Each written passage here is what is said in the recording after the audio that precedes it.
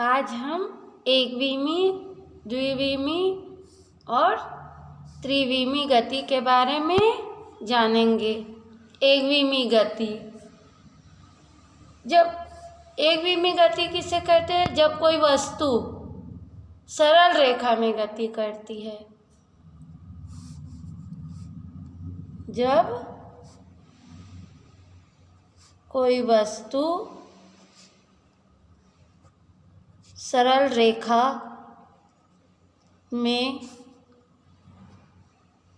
गति करती है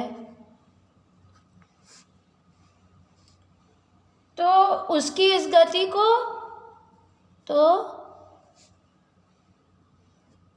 उसकी इस गति को एकविमीय गति कहते हैं। ठीक है, जब कोई वस्तु सरल रेखा में गति करती है तो उसके गति को हम एकविमी गति कहते हैं।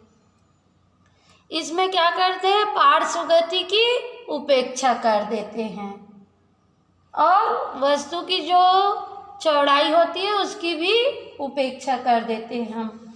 उदाहरण के लिए रेलगाड़ी,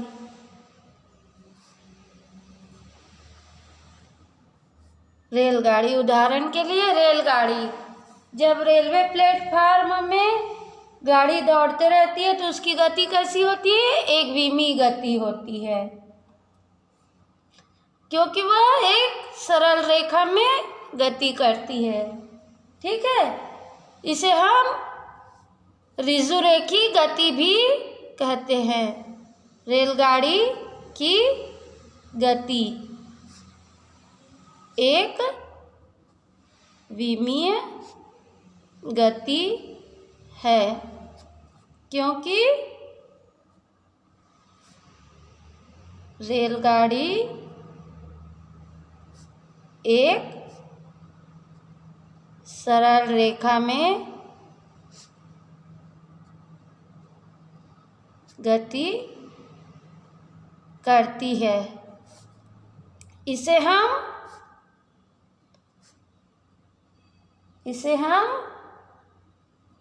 ऋजुरेखीय गति भी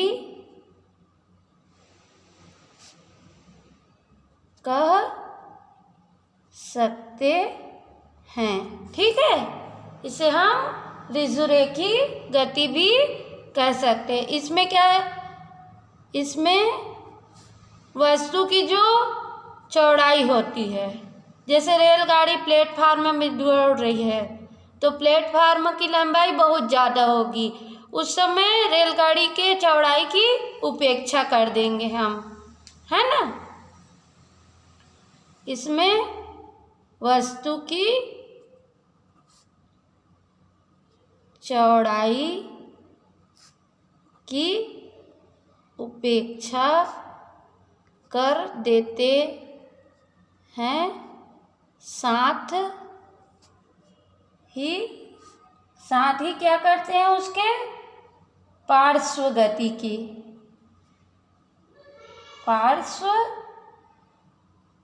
गति की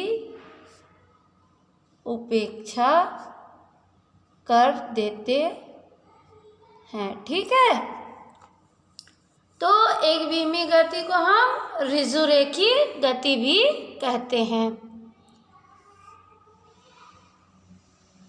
ठीक, अब दूसरा है हमारा द्विविमी गति। द्विविमीय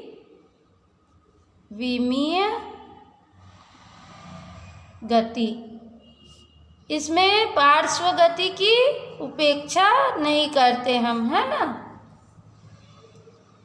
जब कोई वस्तु किसी समतल में गति करता है, जब कोई वस्तु समतल में गति करता है, जब कोई वस्तु समतल में गति करता है और उसकी पार्श्व गति की उपेक्षा नहीं करते, तो उसकी इस गति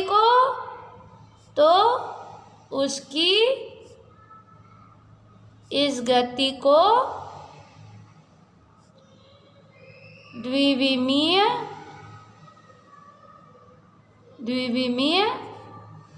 गति कहते हैं। ठीक, जैसे कि उदाहरण में के लिए जमीन में कोई कीड़ा चल रहा है या नाव नदी में चल रही है, तो ये सब क्या गति होगी?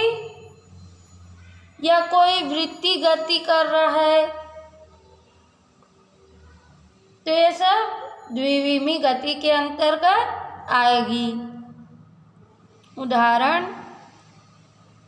के लिए जमीन में चलता हुआ कीड़ा, नाव पानी में चलते हुए, या वृत्तीय गति, ये सब गतियाँ क्या है? द्विविमीय गति है ना। अब थर्ड है त्रिविमीय गति।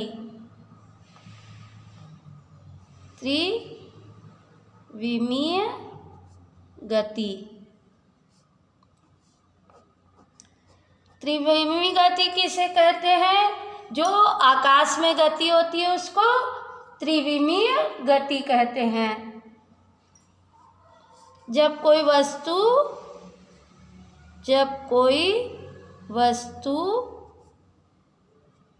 आकाश में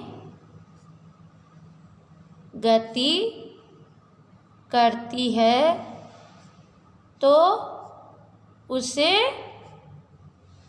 त्रिविमीय गति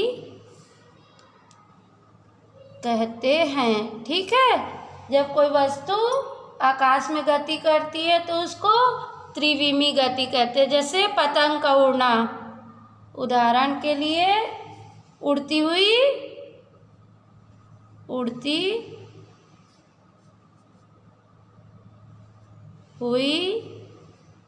पतंग की गति, चिड़िया की गति और वायुयान की गति,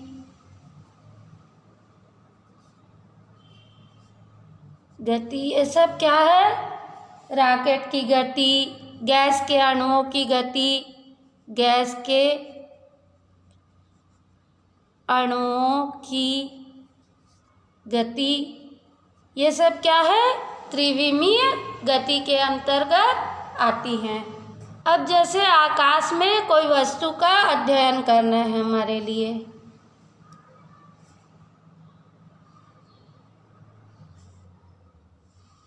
तो मान लो ये कोई वस्तु P है जिसके निर्देशांक क्या है? X, Y और Z। ठीक है, तो आकाश में इसकी स्थिति का अध्ययन करना है, तो P के निर्देशांक X, Y, Z है। यदि इसकी स्थिति मान लो किसी बिंदु P पर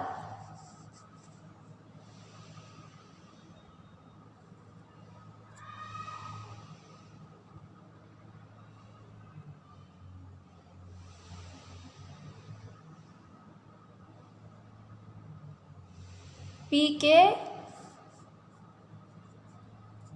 निर्देशांक x, y और z है। पी के निर्देशांक क्या है? x, y, z है।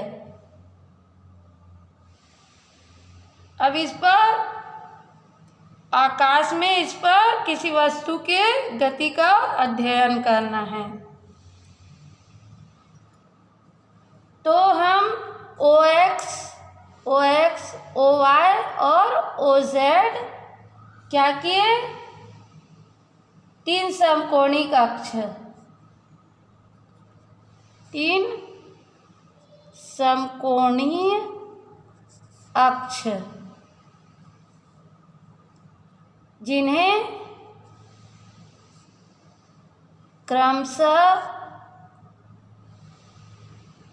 x अक्ष, y अक्ष और z अक्ष कहेंगे। ठीक है, मान लो ये O है ना, ये क्या है? y, x और ये z। ठीक है, यहाँ से बिंदु P है ना, यहाँ से हम डाल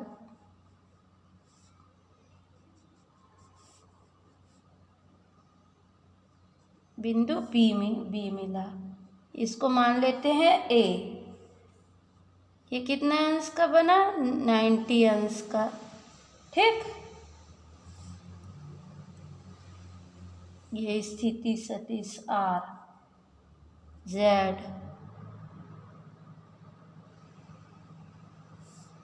ये Z अक्ष है। ठीक है, और ये क्या है? Y, और ये जो है ये क्या है?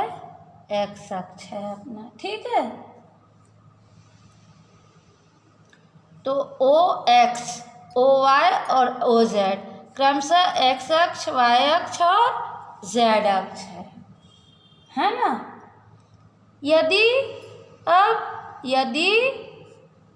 I, J और K क्या है? क्रमशः x अक्ष, y अक्ष और z अक्ष के क्या है की दिशा में एकांक सदिश है, कि दिशा में एकांक सदिश हैं। मान लो x अक्ष, y अक्ष और z अक्ष की दिशा में i कैप, j कैप और k कैप क्या है? एकांक सदिश है।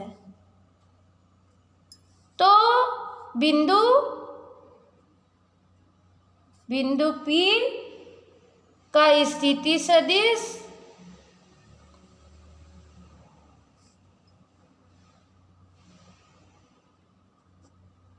क्या होगा?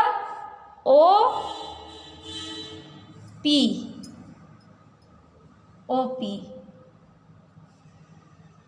है ना, स्थिति सदिश के लिए OP क्या है? R। ठीक, तो क्या होता है एकांक सदिश का? एकांक सदिश बोले है ना, तो x i cap plus y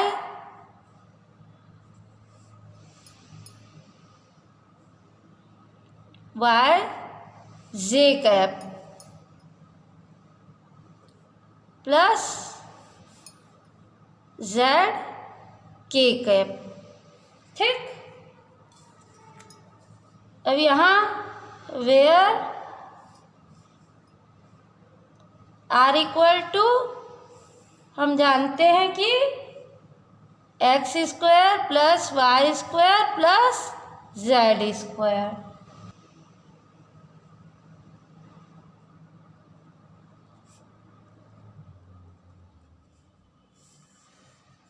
अब यदि बिंदु P गतिशील है हमारी, है ना, तो समय के साथ उसके स्थिति में परिवर्तन होगा। तो उसके स्थिति निर्देशांक जो है I, J और K,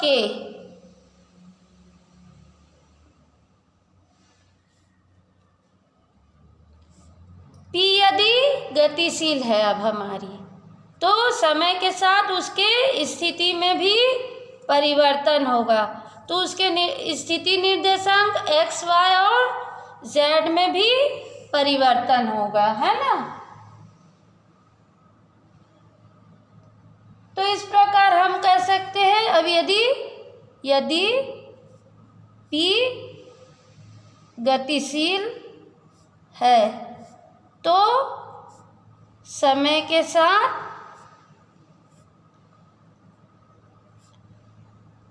उसके स्थिति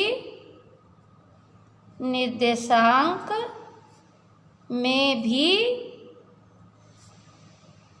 परिवर्तन होगा। ठीक है, मतलब उसकी स्थिति निर्देशांक भी चेंज होंगे। तो हम क्या कह सकते हैं, हम कह सकते हैं कि जब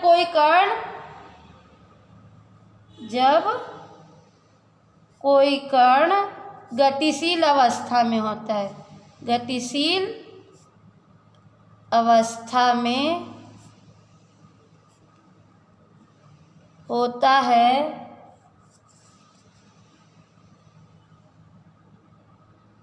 तो समय के साथ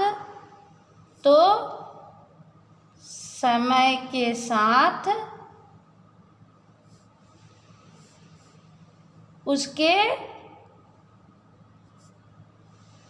स्थिति निर्देशांक भी परिवर्तित होते हैं। ठीक है, समय के साथ उसके स्थिति निर्देशांक भी परिवर्तित होते हैं। तो एक बीमी गति क्या होती है, तो एक बीमीय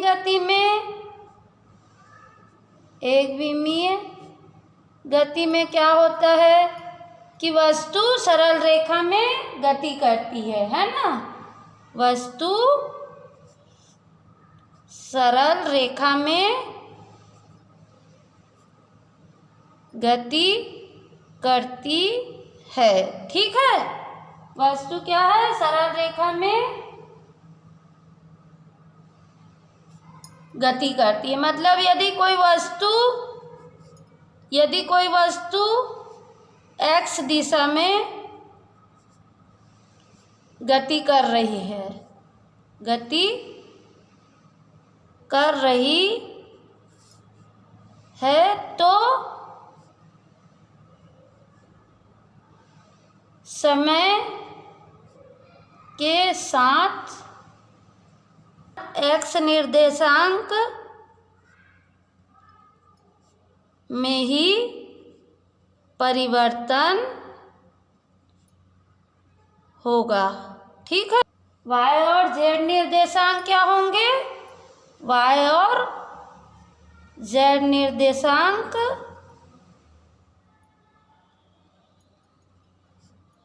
अपरिवर्तित रहेंगे। ठीक है, और द्विविमीय गति में क्या होगा,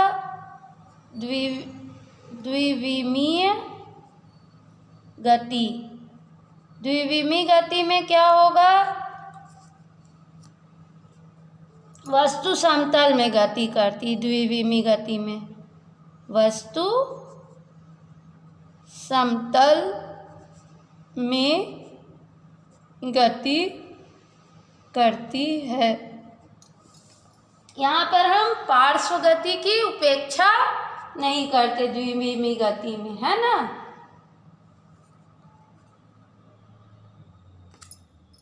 तो वस्तु यदि एक्स वाई दिशा में गति कर रही है तो समय के साथ उसके एक्स और वाई निर्देशांक में ही परिवर्तन होगा। जेड निर्देशांक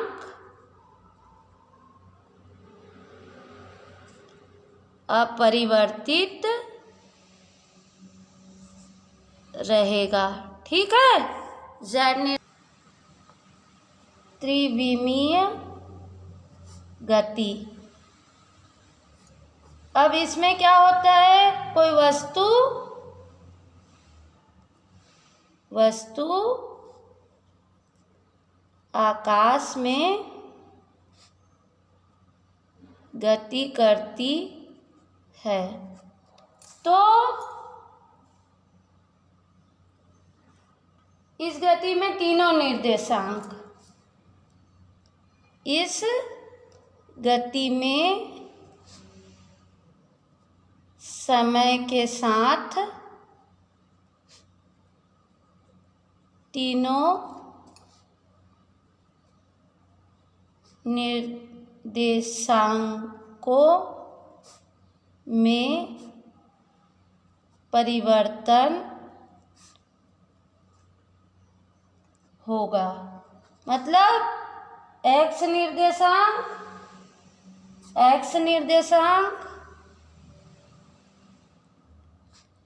वाई निर्देशांक और जेड निर्देशांक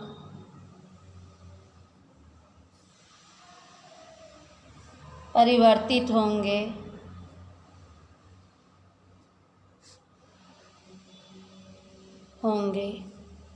ठीक।